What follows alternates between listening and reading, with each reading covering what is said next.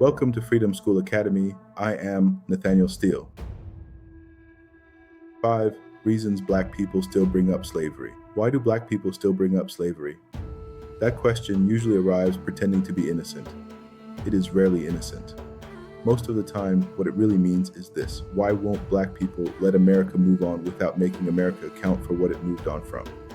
Here is the answer. Slavery was not just something America did. Slavery was something America learned from. It taught this country how to extract labor, convert people into wealth, classify bodies, police movement, restrict democracy, split families, explain cruelty as necessity, and then call the arrangement normal. That is why Black people still bring it up. Not because we are trapped in the past, because the past keeps showing up with new paperwork. First, the wealth was never repaired.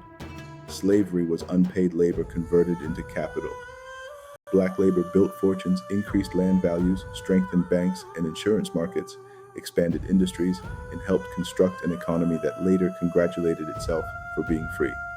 That is the old American magic trick: steal the labor, keep the wealth, then lecture the descendants about work ethic.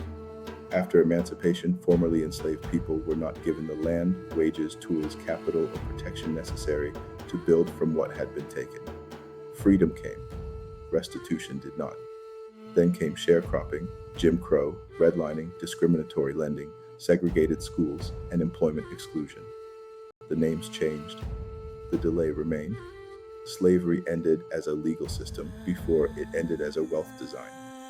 In 2022, the Federal Reserve reported median wealth of about $44,900 for Black families, compared with $285,000 for white families. That gap did not begin as a budgeting problem. It began as an extraction problem. The racial wealth gap is not just a number, it is a ledger. Second, labor control changed form. Some people say, but slavery ended. Yes, the plantation form ended. The logic did not walk quietly into retirement. The 13th Amendment abolished slavery and involuntary servitude, but left an exception for punishment after conviction. That exception was not a footnote, it was a door. After the Civil War, Southern states criminalized Black life through black codes, vagrancy laws, convict leasing, and chain gangs. A Black person could leave the plantation as a freed citizen and be dragged back into forced labor through the courthouse. That was not accidental drift. That was institutional adaptation. The modern prison system is not the same as chattel slavery.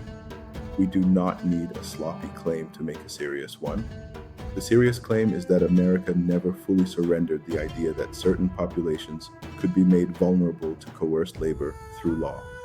At the end of 2023, Black adults were imprisoned at about 5 times the rate of white adults. That does not prove prisons and slavery are identical. It proves America still has a racial punishment problem that cannot be honestly explained without history entering the room. The system always finds somebody with fewer protections it can call available. Third, political exclusion adapted. Slavery was not only economic, it was political. Enslaved Black people were counted to increase the political power of states while being denied political personhood themselves. Black bodies were useful for representation. Black voices were forbidden from self-government. That is democratic fraud with excellent handwriting. Reconstruction brought Black voters, legislators, schools, churches, and civic institutions. Then came terror, poll taxes, literacy tests, white primaries, and Jim Crow. Later came cleaner language, voter purges, identification burdens, felony disenfranchisement, district manipulation, and courtroom restrictions. The methods are not identical, but the logic is recognizable. Whenever Black political power expands, institutions suddenly discover a passionate concern for order, integrity, security, and local control. Those words deserve inspection. What does the institution say? What does it do? Who carries the burden? The vote is not simply a ballot. It is a claim to self-government. Slavery denied that claim absolutely. Jim Crow denied it violently. Modern exclusion often denies it administratively. Different paperwork, same argument over power. Fourth, the Black body is still governed differently. Slavery governed where the Black body could go, what it could do, whose labor it owed, whether its pain mattered. and whether its family could remain whole. Slavery made blackness visible to control and invisible to care. That contradiction did not disappear. It moved. It moved into medical neglect, policing, environmental exposure, maternal mortality, and the American habit of requiring black pain to arrive with documents, witnesses, video, and preferably 3 notarized copies before anybody believes it. In 2023, the maternal mortality rate for black women was more than 50 deaths per 100,000 live births. For white women, it was about 14 and a half. Slavery alone does not explain every health disparity. That would be too simple. But history still has a pulse. A country that once treated black reproduction as property cannot be surprised when black maternal health becomes one of the places where institutional trust breaks. The body remembers what policy tries to bury. Fifth, memory protects the future. Black people do not keep telling slavery stories because we enjoy suffering. We tell them because silence is dangerous. Silence allows institutions to keep the benefit and shed the blame. Silence turns plantations into wedding venues. Silence turns theft into labor. Silence lets inherited advantage introduce itself as self-made.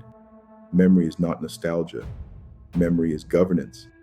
It tells a people what happened, who benefited, who resisted, what changed form, and what must never be normalized again. That is why fights over books, black studies, school curriculum, museums, monuments, and public history matter. The fight is not only over facts, it is over sequence. If the American story begins with freedom, slavery appears to be a contradiction. But if the story begins with slavery, American freedom becomes a claim that has always required inspection. The order of the story changes the meaning of the nation. And let us be clear, this is not about assigning personal guilt to people alive today. No living person created American slavery, but no generation receives brand new institutions. Banks accumulate history, courts accumulate precedent, neighborhoods accumulate investment and abandonment. Families transfer property, knowledge, opportunity, trauma, and advantage. Institutions do not reset because the calendar changes. They evolve, they accumulate, they carry yesterday into tomorrow. That is not personal guilt. That is institutional advantage. And that brings us to the real argument. The argument is no longer whether slavery happened. The deeper fight is over what slavery means. If slavery is only a tragedy, America can mourn it politely. Build a museum, hold a ceremony, issue a statement, and be home in time for dinner. But if slavery is architecture, America has to inspect the building. It has to inspect wealth, labor, punishment, voting, healthcare, education, and public memory. Inspection leads to accountability. Accountability leads to repair. And repair is where the polite conversation usually starts looking for the exit. America will keep fighting over slavery because slavery explains too much. It explains why wealth accumulates in some families and remains fragile in others.